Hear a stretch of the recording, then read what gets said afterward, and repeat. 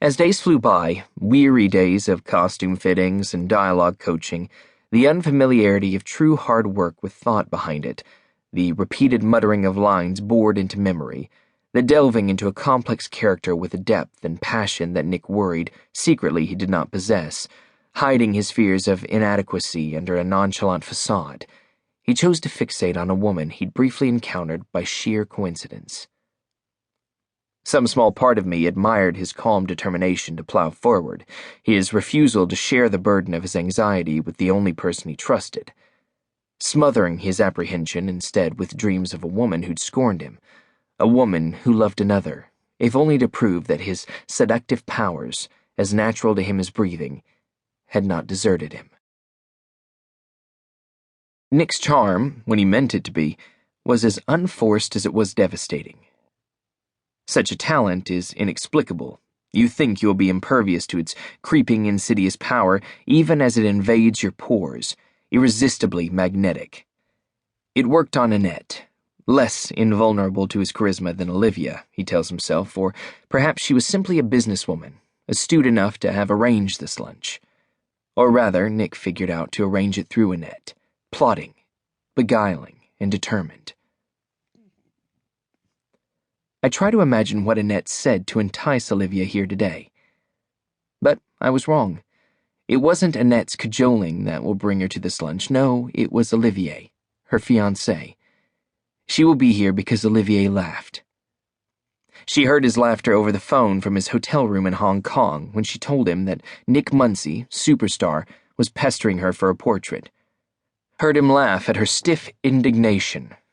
Heard him laugh at the prospect of how she could paint him, how she could demystify the icon, transfer the image so beloved by millions into the myth of her own design. "Do it," Olivier said. "It will be good for you." "But I don't like him," she told him. "He's a jerk. I don't like how he looks at me.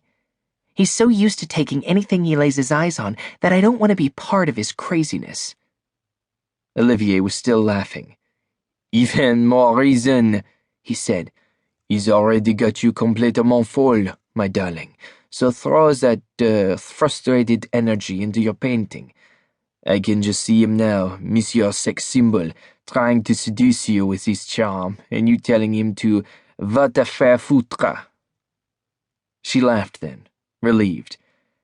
"But I've still got a bad feeling about him." "Don't be silly. It will give me intense pleasure to imagine his egoism trying to invade your studio.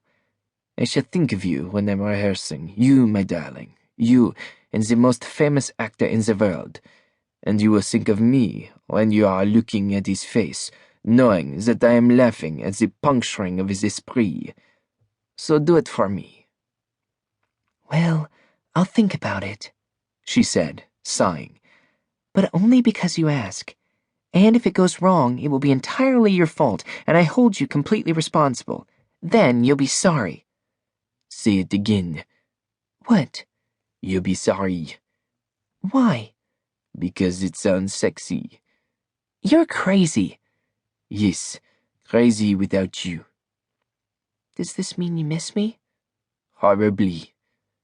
"Likewise." "I must go now." "You're tired." "Very." "Is it going well?" "Very."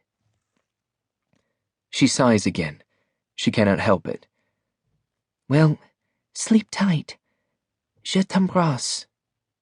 "Darling," he said, and hung up.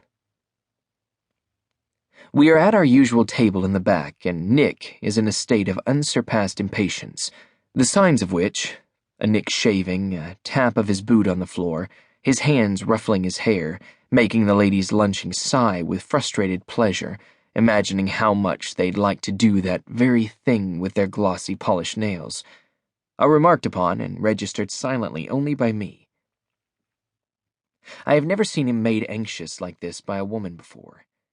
It alarms me, this obsession, because it is growing, here a tiny weed, needing only the